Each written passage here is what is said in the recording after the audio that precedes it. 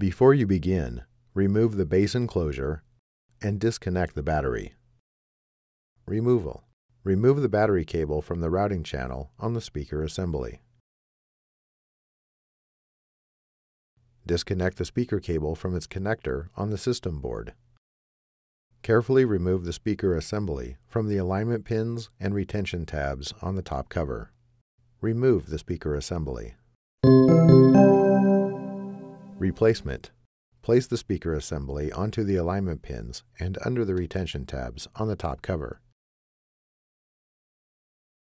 Connect the speaker cable into its connector on the system board.